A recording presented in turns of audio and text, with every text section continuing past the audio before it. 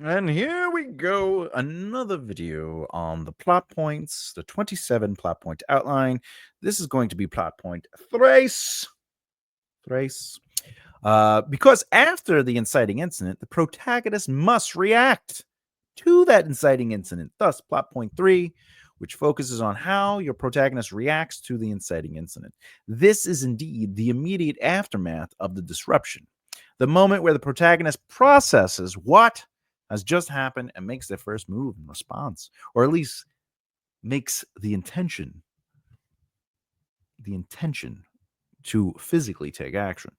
This reaction could be emotional, practical, or both, but it's a pivotal beat that gives insight into that character and who they are and sets the stage for the rest of the story, or in this case, the narrative. This plot point is all about response and adaptation, showing readers how the protagonist is dealing with the change and how it impacts their perspective and decisions. This is the moment when the protagonist faces the first real choice or emotional response to the event that has disrupted their ordinary world.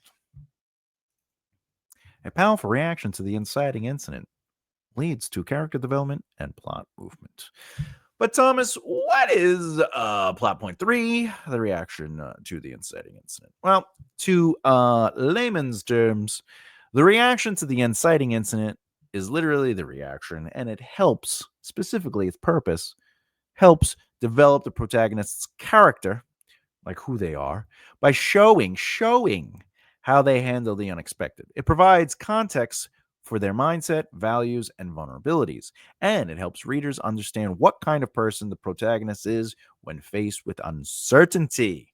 In plot point 3, the protagonist's reaction is often emotional, impulsive, or instinctive. They haven't yet formulated a plan, nor do they fully understand the stakes or scope of the challenges ahead. However, it is a moment of initial response, showing the protagonist as, well, human and relatable, revealing their vulnerabilities, even those vulnerabilities around to the world around them. So let me repeat that because, okay. So the initial response shows your protagonist basically who they are, their vulnerabilities, but also the vulnerabilities of the world around them, like, the external and internal elements. This reaction allows readers to connect emotionally as it often highlights the protagonist's fears, motivations, or conflicts, or even challenges to their positions. The reaction may be one of denial, confusion, resistance, curiosity, or even panic. Importantly, it should feel truthful to the protagonist and give insight into who they are before they consciously commit to the adventure. This moment also builds tension by showing that change is happening, but the protagonist is not entirely on board yet. All right, so let's go into breaking it down. What's the emotional truth of it all? Now, the third plot point should be showing emotional impact. The protagonist's initial reaction should reflect their emotional state. Are they shocked, afraid, excited, or in denial? Now, you don't have to literally have them sitting there and be like, oh, his mouth was open, his eyes stared out to the floor, he could not move, he didn't know what to do. You don't have to do that. But the emotional truth should be there through the reaction, revealing their humanity, and it makes them relatable to the reader. So even if your protagonist doesn't take immediate action, which they technically wouldn't in this moment, but they might take steps to take action, showing you want it to show how they feel, about the inciting incident. I will say this.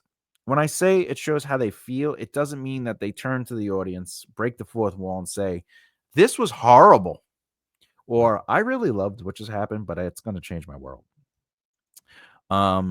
You want it to, for example, let's say a character.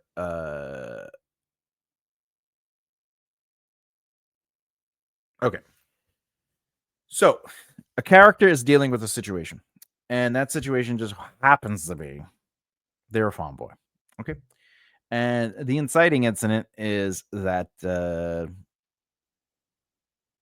know, they get a, hey, playing with the droid, right? I don't know what this is, but they're cleaning the droid. And then, boom, a princess appears in a hologram and goes, hello, Obi-Wan Kenobi, you're my only hope, right? And then, I don't know, the farm boy, we'll call him Luke, is like, hey, there's a message. That's the inciting incident. The reaction to that inciting incident is, hey, there was this thing in the droid. We should, it said that Obi-Wan, do you think that's about old Ben up on the mountain? And then let's say the farmer boy has an uncle and an aunt, and they both look at each other like there's more to this than meets the eyes, right? And the uncle goes, no, he's crazy. Ignore him. And I don't know. I should go up there. And he's like, don't do it. But what if it's important? She looked like she was in distress. We are learning their immediate and emotional reaction to it. Luke wants to take action. Luke believes he's being something's up. Luke, even hypothetically.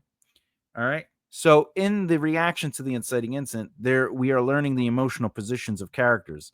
The uncle and aunt in this situation, hypothetically speaking, doesn't want him to take action because they know more than they're letting on. Okay, they know more than they're letting on. But Luke is naive. He doesn't understand. He just wants to help. He saw a woman in distress. He believes it's about Obi-Wan Kenobi. He talked to the droids, etc., etc. And he wants to take action. He doesn't take action yet, but in this moment, he does want to take action. All right. You also, as in my example, you want to highlight the internal and external reactions of the world. So the internal is Luke wants to help. Luke wants to do something. Luke believes there is danger happening. Somebody needs help. External factors are the aunt and uncle. They're like, no, don't do it. Don't do it. Okay? Because the reaction should include both internal processing and external action. The internal element is the protagonist is questioning what just happened, doubting themselves, or trying to rationalize the event. The rationalization for Luke is she looks like she's in trouble. She said Obi-Wan I think Obi-Wan might be old Ben Kenobi. There's a name I haven't. Hello there. Externally, they may be trying to act on this new information, or at least deciding to act, reaching out for support. Hey, Unc, Aunt, I think we should go. No, you shouldn't. Right? External. Okay. Or attempting to regain some control over the situation, which Luke does in that moment. Show reluctance or acceptance. At this stage, the protagonist may still be reluctant to take full action. They might hope the problem will go away, or they might be unsure about how to proceed. I mean, ultimately, Luke does go. All right, in the next plot point. Alternatively, they could embrace the change head on, but either way, their reaction should feel authentically true to who they are. This moment is about wrestling with the idea or wrestling with the conflict. Do I or do I not go help the princess by telling old Ben Kenobi that this princess is looking for an Obi-Wan Kenobi? Obi-Wan Kenobi, you're my only hope. I'm just saying. You know, some people might say, why does it matter, though? Like, why does it matter that we see what the protagonist's reaction is? Well, the reaction to the inciting incident is important because it creates the emotional and motivation or motivational groundwork for the protagonist's journey. It shows readers what kind of person the protagonist is when their world shifts. Are they someone who jumps into action, someone who hesitates, or someone who tries to resist the change altogether? This reaction is what sets the protagonist on the path towards growth and change. Now, this plot point also keeps the narrative dynamic rather than jumping straight into the next phase of action. It allows the story to breathe. Oh, Jesus. Bad lungs. It lets readers absorb the stakes and understand the protagonist's mindset before moving forward. It's a moment of transition that allows opportunity for realism and depth to your story. You want the protagonist to react, but you also don't want it to be easy. So that's why a lot of the moments here should be about what just happened, what should I do? Should I do it? Is this something that's real? Should I ignore it? What's going on? Etc. etc. I do want to say, I had to pause the video because I had to remember stuff. Uh, so I wrote some things down. When it comes to Star Wars, the plot point 3 is he talks to his uncle and aunt, and they're like, "You shouldn't do it," but then he does. Uh, um, they're like, "You shouldn't do it," right? But if you've ever seen Pirates of the Caribbean, the ordinary world plot point 1 is basically who is Elizabeth Swann, who is Will Turner. He's a blacksmith, and then we just see their lives in the port. The inciting incident is ultimately when Jack Sparrow arrives, but more importantly, it's when Elizabeth falls into the water and activates the call signal with her, oh, spoiler alert, with her emblem that she got from Will Turner when he was a child, and it goes, and it calls forth the Black Pearl. Plot point 3, the protagonist reacts to the inciting incident, is Will Turner wakes up, realize Elizabeth Swann is gone, goes to the Commodore and says, "We gotta go help. We gotta go help this woman." And he's like, "No, don't you think we're on it?" So like that is important too. And also like with all right, so with A New Hope, basically Luke discovers the Princess Leia thing. He talks to his Uncle Owen and Aunt Beru about it and brings up Obi-Wan, right? He's like, "Hey, isn't that the old guy?" But however, the uncle insists that Luke ignore that, right? Because Luke is like, "I also want to be more involved, I could join the soldiers or whatever." And the uncle's like, "Why don't you stay on for another harvest?" Right. And then in Pirates, Will Turner's like, "Hey, Commodore Norrington, let's go get her." And he's like frustrated and he has a slow response to the British authorities who are cautious in their approach.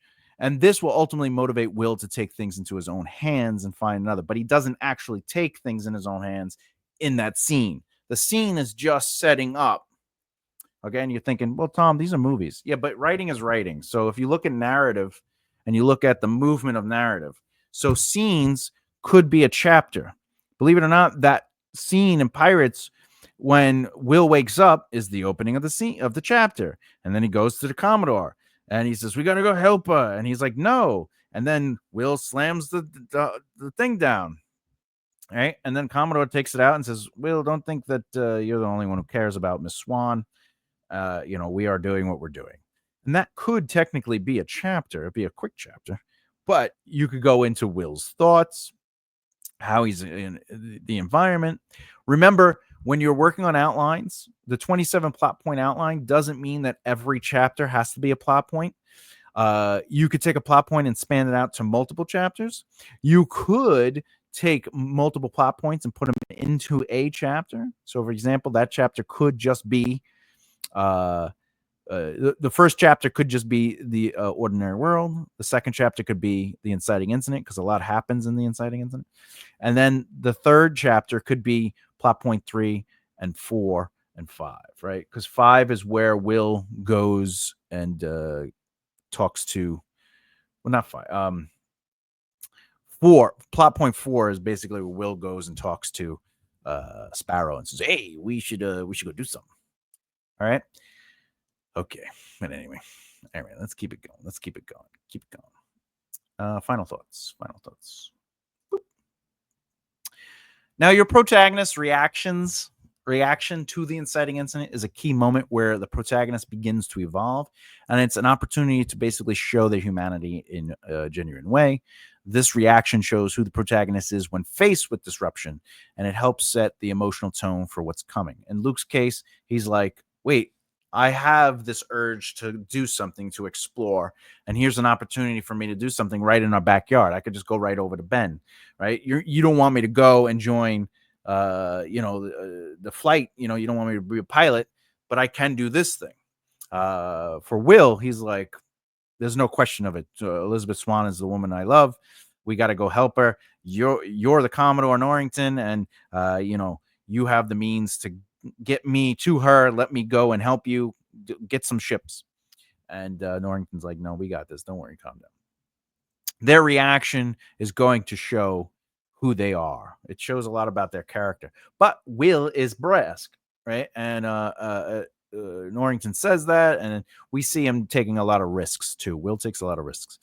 However, if you allow these reactions to be truthful through the character themselves, you'll allow the character's journey to feel real, relatable, and layered with genuine emotion. You'll show arcs because you do want their behavior to show who they are from the ordinary world. And now that's being challenged, and slowly but surely they will change. Will Turner is my father's not a pirate. And by the end, he's like, pirates. All right. Spoiler. Now, a strong reaction, an effective reaction, will lay the groundwork for the protagonist's emotional journey and their arc. It'll be a natural bridge between the inciting incident and the protagonist's next steps, etc., etc. So, what you should do, though, is think about the reaction as a chance to practice writing different reactions. So take the inciting incident, and when you work on the reaction to that inciting incident, well, how can it go? There are different ways. They could act rationally, but maybe not get what they want. Luke is acting rationally. He's like, look, there's a message. I think it could just be it could be old Ben up there. He's Kenobi, old Ben Kenobi, right? He's like, I want to join I want to be a pilot. Those are rational thoughts for him, but he's getting pushback. It could be they want to take action, but the means are not there. Will Turner does not have a boat, or I should say a ship. A ship is larger than a boat. And he wants people to take action, as if no one else wants to take action. He's being brass, right? However, but you could practice different ways. Like, for example, if a character, let's say, let's go back to Luke, right? Let's say Luke sees the message, right? He's like working on the robot, and the thing, hello, help me, Obi-Wan. You're my only hope, right? And he's like, oh, this must be an old message, right? And he just shuts it off. The story's over. But you could write that as a practice. Be like, is the story worth telling? Is this character truthfully that interested in finding it? Another thing you could do is you could have it happen and be like, maybe Luke doesn't go to the uncle and aunt. Maybe Luke is just trying to figure it out on his own. He's like, this has to be old Ben. I should go find old Ben. And then he's talking to the robots, and they're like, I don't want to. I am just C-3PO. Right? And he's like, of course. Right? He could be having the debate with himself, and now he's the one dealing with the internal, right? And the external is I'll be doing wrong by my aunt and uncle. If I just leave, I should tell them, but I don't want to. Let me just go. This might be urgent. Those change. There's nothing wrong with practicing and trying different things. Remember, just because you write it doesn't mean it's there forever, because your goal is to capture the essence of their reaction, and wherever that works, you might find different variations lead to one truthful variation that takes bits and pieces from everything. So you want to kind of embrace that process to help you get the biggest thing. But don't be afraid to think outside the box. This reaction doesn't need to be explosive or dramatic. Will Turner's a little bit more explosive, whereas Luke's is a conversation with his aunt and uncle. All right. It can be subtle, internal, and deeply personal. Sometimes a quiet moment of realization or hesitation can be just as impactful as a big, bold response. Take the time to practice this plot point by examining with different reactions. Let your protagonist's emotional journey guide you. The more you explore this moment, the more you play with it, the better you'll understand how to make it uniquely and meaningfully truthful to your story. Once you understand the key values of this plot point, you can start breaking the rules, crafting reactions that aren't what readers might expect, but are perfectly truthful to your character. This is how you make your story stand out and create a protagonist who truly connects on deeper levels. All right, next video is obviously going to be plot point 4. The protagonist reacts and reflects on the long-term impacts of the inciting incident. I know you're saying, but Thomas, isn't this the reaction? Well, sort of. the big difference is that this plot point 3 is ultimately the direct reaction, and whereas plot point 4 is, as we'll discuss it in that video, it's more of the long, like, how is this going to affect me kind of thing. All right. Question. How would your protagonist react if their world was suddenly turned upside down? Let me know in the comments below. If you like what you're seeing, please subscribe and hit the bell icon so you don't miss out. And as always, I want to keep developing the right mindset. I'll see you next time. Bye.